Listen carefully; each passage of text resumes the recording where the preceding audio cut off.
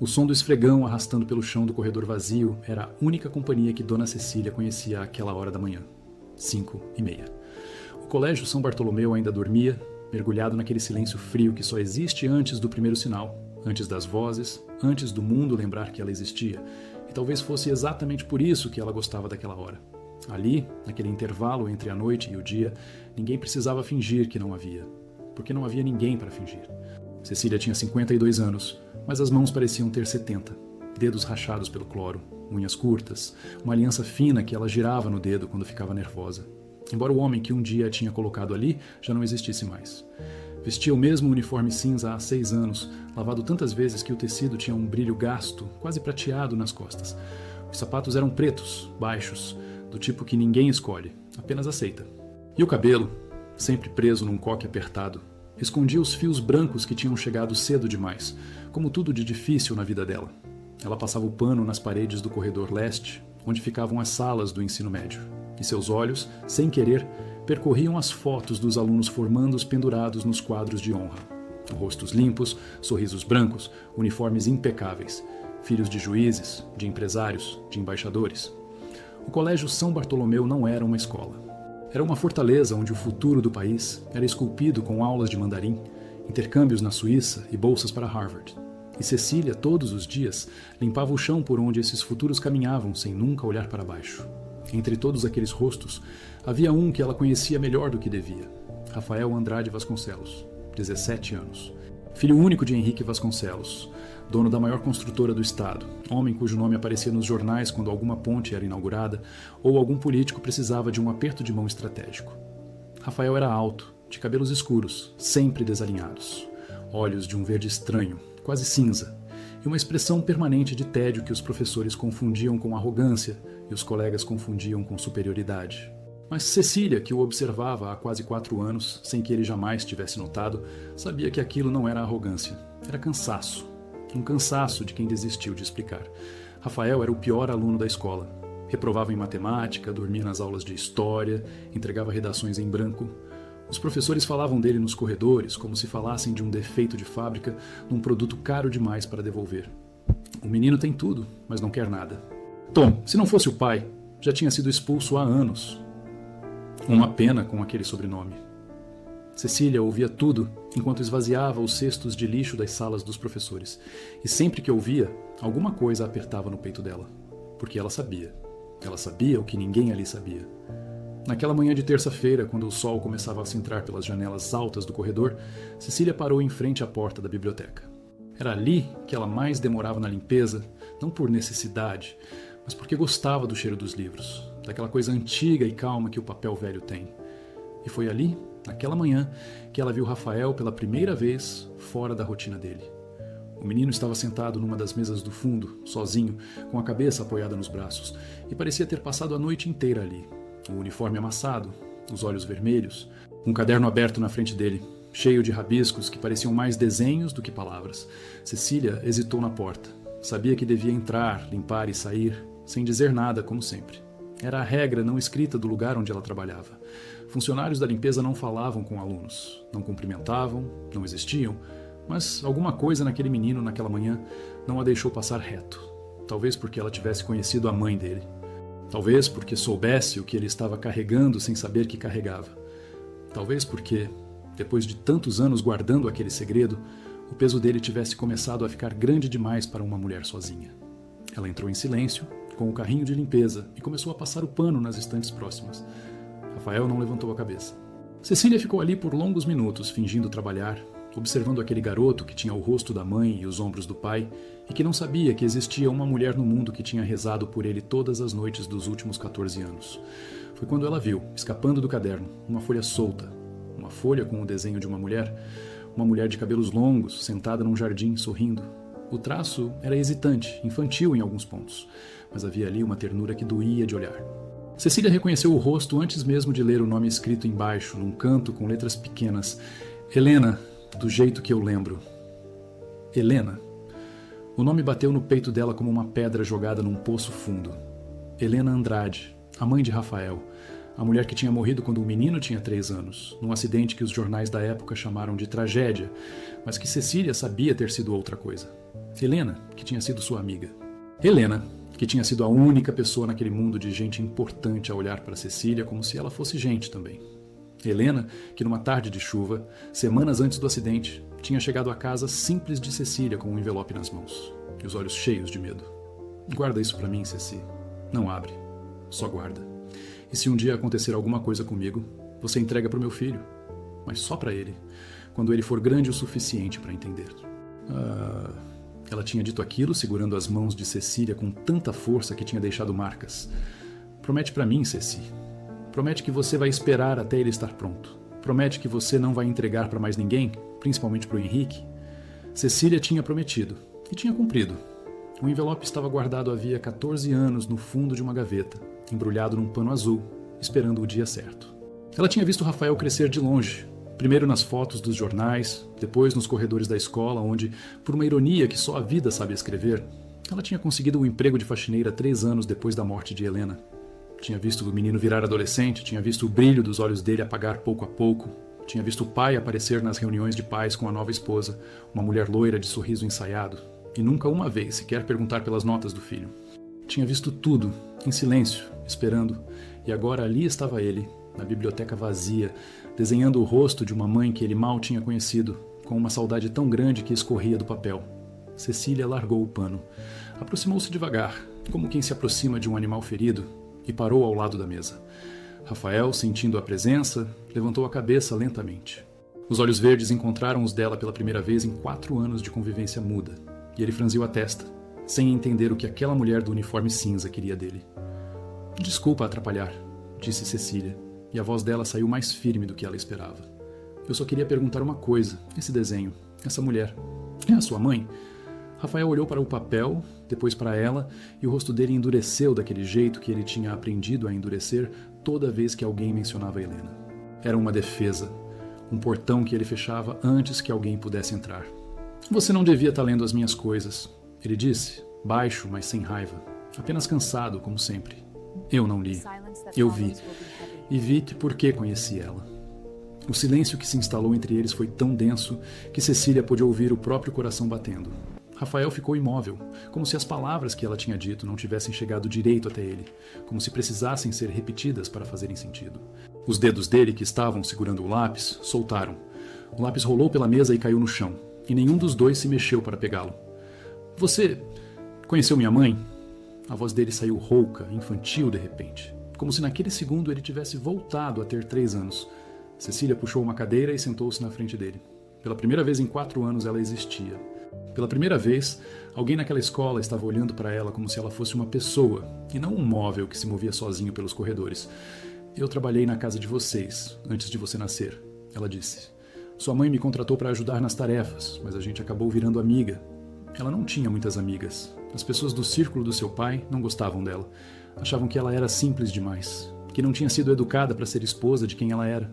Mas a Helena era a mulher mais especial que eu já conheci na minha vida. Os olhos de Rafael começaram a marejar e ele baixou o rosto rapidamente, com a vergonha antiga dos meninos que aprenderam cedo demais que homens não choram. Cecília fingiu não ver. Continuou. Meu filho, eu sei que isso vai parecer estranho, mas eu trabalho aqui há 4 anos. E durante 4 anos eu te observei todos os dias, sem nunca ter coragem de chegar perto. Porque eu prometi para sua mãe que eu ia esperar o momento certo. E eu acho que esse momento é hoje. Que momento? Ele perguntou, e a voz dele tremia. Tem uma coisa que ela me deu antes de morrer. Uma coisa que era para ser sua. Eu guardei todos esses anos. Tá lá em casa, embrulhada num pano azul, esperando você. Rafael ficou olhando para ela como se estivesse num sonho do qual não sabia se queria acordar. 14 anos. 14 anos ouvindo o pai dizer que a mãe tinha sido uma mulher fraca, que tinha morrido por imprudência, que era melhor não falar dela porque falar machucava. 14 anos de fotos guardadas em caixas que ele não tinha permissão para abrir. 14 anos sentindo um vazio dentro do peito que nenhum tutor de inglês, nenhuma viagem para Aspen, nenhum carro de presente conseguia preencher. E agora, aquela mulher, aquela faxineira que ele nunca tinha sequer notado, estava dizendo que tinha um pedaço da mãe dele guardado num pano azul. Por que você nunca disse antes? Ele perguntou, quase num sussurro. Porque eu prometi esperar você estar pronto. E porque, sinceramente, meu filho, eu tive medo. Medo do seu pai. Ele é um homem poderoso. Eu sou o que eu sou. Mas eu vi seu desenho hoje E eu entendi que você já estava esperando faz tempo, sem saber o que estava esperando. Rafael chorou em silêncio. Não foi um choro de criança, foi um choro de quem segurou demais durante muito tempo e finalmente encontrou um lugar seguro para soltar. Cecília não disse nada, apenas estendeu a mão por cima da mesa e cobriu a mão dele com a dela. A mão calejada da faxineira sobre a mão branca do filho do milionário, e por um instante, naquele canto da biblioteca, as fronteiras do mundo se dissolveram. Naquela mesma tarde, depois das aulas, Rafael fez algo que nunca tinha feito na vida. Pegou o ônibus. Não sabia direito como funcionava, teve que perguntar para uma senhora qual linha pegar para o bairro onde Cecília morava, e aguentou os olhares estranhos das pessoas que viam ali. No meio dos passageiros cansados, um menino de uniforme de colégio caro segurando uma mochila de couro. Desceu 3 pontos depois do que devia, andou perdido por ruas estreitas, onde os cachorros latiam dos quintais, até encontrar a casinha de paredes amarelas onde Cecília o esperava na varanda. Ela o levou para dentro. A casa era pequena, limpa, com cheiro de café e de roupa lavada. Havia uma única foto na parede da sala. Uma mulher jovem segurando um bebê. Helena. Rafael parou na frente da foto e ficou olhando por um tempo que pareceu não ter fim. Era a primeira vez que ele via uma foto da mãe que não tivesse sido censurada pelo pai. Cecília voltou do quarto trazendo o embrulho. O pano azul tinha desbotado nos cantos, mas o nó estava firme. Ela colocou nas mãos de Rafael e recuou um passo, dando a ele o espaço que aquele momento merecia. Dentro do pano, havia um envelope amarelado e uma caixinha de madeira. Rafael abriu o envelope primeiro. Era uma carta, escrita à mão, com a letra inclinada e cuidadosa de Helena. Meu Rafael, meu menino, meu amor maior. Se você está lendo isso, é porque eu não estou mais aí para te contar essas coisas pessoalmente. E isso me dói mais do que qualquer coisa no mundo.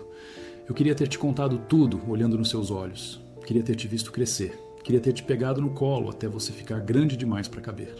Mas a vida nem sempre dá tempo pra gente, e por isso eu deixo essas palavras aqui, na esperança de que elas cheguem até você no momento em que você mais precisar. Filho, seu pai é um homem bom em muitas coisas, mas ele não sabe amar sem possuir. Eu aprendi isso tarde demais. Eu entrei naquela casa achando que tinha encontrado o amor da minha vida, e descobri que tinha entrado numa gaiola dourada, onde eu não podia ser eu mesma. A única coisa que me salvou desses anos foi você. Quando você nasceu, eu finalmente entendi para que eu tinha vindo ao mundo. Era para ser sua mãe. Eu preciso que você saiba 3 coisas, meu filho. A primeira é que você é amado. Foi amado desde antes de existir. Foi amado em cada segundo da minha vida. E vai continuar sendo amado mesmo quando eu não estiver mais por perto. O amor não morre quando a gente morre. Ele só muda de lugar. A segunda é que você tem um talento. Eu vi quando você ainda era bebê. Você ficava olhando para as coisas com uma atenção que nenhuma outra criança da sua idade tinha. Você desenhava nas paredes com tanta precisão que eu chorava escondida na cozinha. Seu pai vai querer fazer de você um engenheiro, um administrador, alguém que dê continuidade ao império dele. Mas você não nasceu para isso, meu amor. Você nasceu para criar coisas bonitas e não tem absolutamente nada de errado nisso. Não deixa ninguém te convencer do contrário. A terceira coisa é a mais importante. Dentro dessa caixinha tem uma chave. Essa chave abre um cofre num banco em São Paulo, no nome do meu pai, seu avô, que você nunca conheceu. Lá dentro tem o que sobrou da herança da família da minha mãe. Não é uma fortuna comparada ao que seu pai tem, mas é seu. É só seu. Eu separei isso para você porque eu queria que, no dia em que você precisasse escolher seu caminho, você pudesse escolher livre, sem depender, sem precisar agradecer, sem precisar virar quem você não é só para continuar tendo um teto. A Cecília é a única pessoa em quem eu confio. Se ela te entregou essa carta, é porque ela cumpriu uma promessa, que eu sei que custou caro para ela. Cuida dela, meu filho. Ela é da nossa família, mesmo que o mundo não veja assim. Eu te amo, eu te amo, eu te amo. Esse é o segredo da vida toda, e eu te conto agora para você nunca esquecer. Sua mãe, Helena. Rafael leu a carta 3 vezes. Na terceira, a letra já estava borrada pelas lágrimas dele.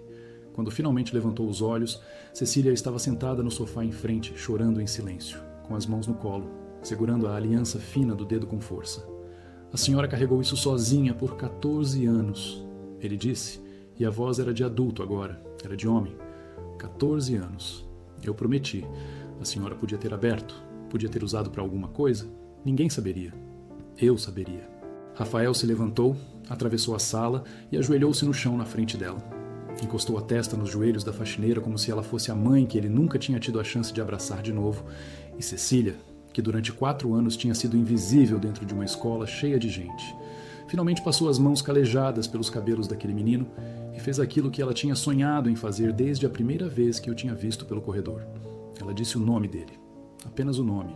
Rafael. Como Helena teria dito. Os meses que se seguiram foram diferentes de tudo o que aquela escola tinha visto. Rafael continuou indo às aulas, mas começou também a frequentar um curso de artes visuais nos fins de semana, pago com o dinheiro do cofre que Helena tinha deixado. Suas notas continuaram ruins na maioria das matérias, mas ninguém mais conseguia dizer que ele era preguiçoso, porque ele passava as madrugadas desenhando, pintando, criando coisas que faziam os professores de arte ficarem em silêncio. Henrique Vasconcelos descobriu sobre Cecília, sobre a carta, sobre o cofre, e teve um ataque de fúria que sacudiu a mansão inteira.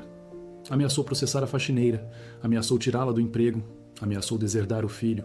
Mas Rafael, pela primeira vez na vida, olhou para o pai sem medo e disse, com a calma de quem finalmente tinha encontrado o chão debaixo dos pés: "Se você encostar nela, eu vou embora hoje mesmo, e você nunca mais vai me ver."